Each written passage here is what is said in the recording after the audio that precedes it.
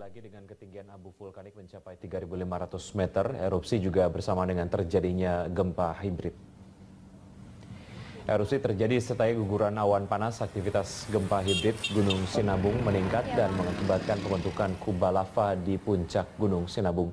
Gempa hibrid ditandai dengan frekuensi tinggi, akibatnya terjadi retakan ketika magma dari bawah mendesak ke atas sebelum lava mengalir.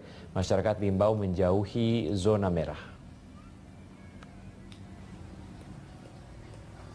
Tinggi letusan itu juga tadi pagi memang terjadi pada pukul 9:03, itu setinggi 3,5 km itu dari puncak. Nah, sampai saat ini memang aktivitas yang paling signifikan di Gunung Sinabung adalah aktivitas guguran lava pijar. Ini yang mengarah ke arah timur, tenggara, dan selatan dari pusat kegiatan. Menteri Perindustrian Erlangga Hartarto tidak di-reshuffle demi menjaga ritme kerja di kabinet. Dengan melantik orang baru, Presiden khawatir dapat mempengaruhi kinerja kabinet yang masa baktinya tinggal 1 tahun lagi. Presiden mengatakan Erlangga Hartarto merupakan sosok yang paling mampu mengemban amanah sebagai Menteri Perindustrian. Erlangga dinilai sosok yang paling menguasai permasalahan di sektor perindustrian Indonesia. Meskipun Erlangga merangkap jabatan sebagai Ketua Umum Partai Golkar, namun Presiden enggan mencopotnya dari kabinet karena tidak ingin melantik menteri baru yang masih membutuhkan proses adaptasi. Pak Erlangga ini kan di dalam, sudah menjadi menteri. Ini kan tinggal tinggal 1 tahun saja ada praktis ini kita, iya kan? Kalau ditaruh orang baru, ini belajar itu paling tidak 6 bulan, kalau nggak cepat bisa setahun untuk menguasai itu. Dan kita lihat memang di Kementerian Perindustrian, Pak Erlangga itu betul-betul menguasai dan ngerti betul yang berkaitan dengan baik mengenai konsep makro industri di negara kita, menyiapkan strategi industri hilirisasi ke depan seperti apa. Jangan sampai tinggal waktu seperti ini kita berubah dan yang baru bisa belajar lebih. Ini kementerian yang Pemprov Sulawesi Utara menyatakan penonaktifan Bupati Talaut Sri Wahyumi sudah memenuhi aturan undang-undang yang berlaku. Sri dinonaktifan dan kini digantikan oleh wakil bupatinya Petrus. Menurut Kepala Biro Pemerintahan dan Otda Pemprov Sulut, Jemi Kumendong, Bupati Talaut Sri Wahyumi telah melanggar Undang-Undang Nomor 23 Tahun 2014 mengenai pemerintahan daerah yang isinya seorang kepala daerah wajib meminta izin jika melakukan perjalanan ke luar negeri. Ia juga menambahkan penonaktifan ini murni dan tidak bersifat politis. Atas perbuatannya, Sri Wahyumi diberikan sanksi nonaktif selama 3 bulan. Kini posisinya digantikan wakilnya, Petrus Tungai. Bupati Talaut Sri Wahyumi Manalip melakukan perjalanan kunjungan ke luar negeri tanpa minta izin kepada gubernur dan menteri dalam negeri. Jadi beliau sama sekali tidak pernah mengajukan permohonan izin, dan tim dari Kementerian Dalam Negeri turun memeriksa yang bersangkutan, dan yang bersangkutan secara gamblang mengakui hal tersebut ketika diperiksa. Inilah yang kemudian menjadi dasar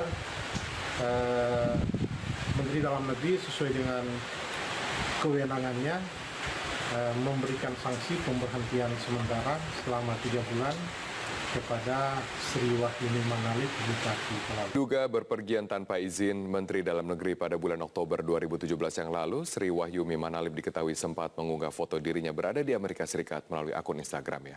Setelah kasus ini mencuat, akun Instagramnya tersebut tidak dapat diakses dengan terbuka oleh publik. Sosok Bupati Kabupaten Kepulauan Talaut Sri Wahyumi Manalip yang cantik menjadi salah satu hal yang membuat dirinya menjadi sorotan publik. Foto kepergiannya ke Amerika Serikat pada bulan Oktober hingga November 2017 sempat ia unggah melalui akun Instagram dengan pengikut lebih dari 29.000 miliknya. Namun pasca kepergiannya ke negeri Paman Sam tanpa izin Kemendagri menyeruak, akun Instagramnya tak lagi dapat diakses publik. Mengaku belum menerima surat pemberhentian sementara, Sri Wahyumi Manalip menyatakan keputusan tersebut merupakan suatu bentuk ketidakadilan. Dirinya merasa tidak melakukan pelanggaran berat, dengan dalih keberangkatannya ke Amerika Serikat untuk belajar. Terlebih ia merasa kepergiannya tersebut menggunakan paspor reguler berwarna hijau, tidak membawa staf dan tidak menggunakan uang daerah. Ibu merasa ini untuk daerah begitu, bukan untuk pribadinya Ibu Bupati gitu, belajar untuk ekonomi maritim di sana. Ya itu Ibu merasakan ya bentuk penyaliman aja, karena surat juga belum kita terima. Kecuali kalau Ibu melakukan pelanggaran berat sekali gitu ya memang ya mungkin itu jadi salah satu bahan untuk pemberhentian sementara. Tapi sampai saat ini Ibu merasa tidak melakukan pelanggaran yang sangat berat sekali gitu. Sri Wahyumi Manalip saat ini sedang mengikuti proses tahapan pilkada, di mana dirinya kembali maju sebagai bakal calon bupati Kabupaten Kepulauan Talaut melalui jalur perseorangan. Tim Liputan, Metro TV. Pemberhentian sementara Bupati Talaut, Sulawesi Utara Sri Wahyumi Manalip tidak menghalanginya untuk menjalankan proses pendaftaran calon Bupati Talaut 2018. Sri Manalip hari ini menjalani pemeriksaan kesehatan di Manado untuk keperluan pendaftaran cabup petahana Talaut. Untuk mengetahui bagaimana respon atas keputusan dari Kementerian Dalam Negeri yang menonaktifkan sementara selama 3 bulan dirinya, kita akan langsung bertanya kepada Bupati Talaut nonaktif yaitu Sri Wahyumi Manalip yang bergabung bersama dengan saya melalui sambungan Skype langsung dari Manado, Sulawesi Utara. Selamat petang Ibu Sri. Selamat petang Mas. Baik Ibu Sri, apakah Anda sudah menerima surat keputusan dari Menteri Dalam Negeri yang menyatakan Anda dinonaktifkan selama 3 bulan ke depan? Ya, hingga saat ini saya belum menerima secara resmi surat penonaktifan saya sebagai Bupati Talaut. Benarkah Anda 2 kali pergi ke Amerika tanpa izin? Tidak benar, saya 1 kali aja ke luar negeri, ke Amerika Serikat dalam rangka memenuhi undangan yang diberikan oleh Kemenlu AS untuk mengikuti kegiatan IVLV itu. Oke. Kemudian apa alasan tanggapan Anda mengenai sanksi yang diberikan oleh Kementerian Dalam Negeri? Iya, saya juga agak bingung ketika sanksi itu juga saya dapat, karena kan saya berangkat sekitar bulan Oktober sampai November. Ya mestinya kalaupun saya kena sanksi itu sekitar bulan Desember ini saya sudah terima, tapi nanti Januari ini saya dapat. Dan saya merasa bahwa ke Amerika Serikat itu juga bukan dalam rangka untuk saya jalan-jalan, tapi bagaimana saya mengikuti program yang disiapkan untuk daerah kepulauan, terutama untuk ekonomi kemaritiman. Baik, ini menjadi pertanyaan publik Ibu Sri, mengapa dengan agenda yang untuk memajukan kepentingan daerah, bukankah pemerintah pusat pasti akan memberikan Anda izin? Mengapa Anda tidak meminta izin untuk perjalanan demi kebaikan daerah Anda? Iya, jadi begini Mas, sewaktu saya mempersiapkan administrasi untuk keberangkatan, memang sudah disiapkan surat izin dari Kemendagri untuk saya berangkat, bahkan paspor dinas juga sudah saya siapkan. Tapi dari pihak panitia kemarin begitu saya kirim, mereka kembalikan lagi. Jadi mereka sampaikan bahwa ibu harus menggunakan paspor reguler karena kapasitas ibu berangkat ke sana itu sebagai pengunjung biasa, visitor biasa, jadi tidak sebagai pejabat. Itu yang disampaikan. Makanya ya bingung juga dari panitia Kemenlu menyampaikan itu, jadi kita ikutin aja gitu apa yang disampaikan. Oke, karena ini menjadi sebuah hal yang kontradiktif, Bu Sri, karena Anda katakan Anda dalam kapasitas untuk membawa misi memajukan daerah Anda, tapi di sana kemudian status Anda bukannya sebagai kepala daerah, tetapi sebagai pengunjung. Iya, karena memang program yang disampaikan dari panitia kemarin ini kan diseleksi ini Mas, dari seluruh Indonesia yang terpilih, yang punya kompetensi itu yang mereka kirim ke sana. Jadi tidak semua bisa ikut kegiatan ini. Makanya ketika prosedur mereka juga disampaikan seperti itu, ya kita ikutin aja. Sudahkah kemudian menjadi, Anda sudah berkonsultasi dengan pemerintah daerah provinsi ataupun juga pemerintah pusat terkait dengan hal ini sebelum Anda berangkat? Waktunya kemarin sangat mepet sekali untuk kita interview. Jadi begitu kemarin mereka kembalikan berkas saya dan surat-surat kemarin yang dibuat tidak sempat lagi dibawa ke sana. Oke, kemudian ini menjadi sebuah pertanyaan publik lagi, terutama bagi konstituen Anda, karena Anda terpilih sejak 2014, tetapi tidak pernah mengalami hal sekarang. Baru sekarang di mana Anda diundang ke Amerika Serikat yang dikatakan merupakan undangan dari Presiden Donald Trump, kemudian Anda tidak meminta izin. Apakah ada sesuatu yang tidak diketahui oleh publik dalam hal ini, Bu Sri? Saya pikir waktu saya di Amerika juga kegiatan-kegiatan saya selama di sana diunggah ya lewat akun milik saya bahwa saya kesan ini ya seperti ini, bukan dalam rangka untuk jalan-jalan. Jadi publik juga sudah tahu. Cuman kalau saya lihat situasi sekarang ini saya merasa bahwa saya ini dikriminalisasi. Kenapa? Karena peraturan mungkin, sudah jelas.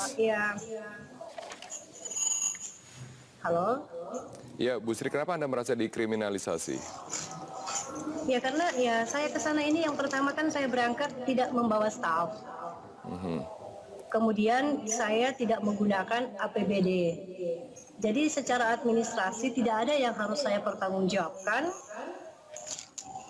mengenai pembiayaan ke sana. Semua difasilitasi oleh pemerintah Amerika Serikat. Tapi bukankah dalam undang-undang sudah jelas, Ibu Sri, saya kutip Undang-Undang 23 tahun 2014 pasal 77 ayat 2, kepala daerah atau wakil kepala daerah melakukan perjalanan tanpa izin akan dinonaktifkan jika bupati dan wali kota oleh Menteri Dalam Negeri selama 3 bulan. Iya, ini apa namanya Mas, saya juga bingung ya, kalaupun ini terjadi, berarti ini adalah pemerintahan yang pertama kali, ya peristiwa pertama kali dan bersejarah bagi Indonesia untuk pemerintahan Jokowi JK, karena satu peristiwa, 2 sanksi yang saya dapat. Oke. Jadi yang pertama surat teguran tertulis dari gubernur, kemudian yang sekarang sanksi penonaktifan selama 3 bulan.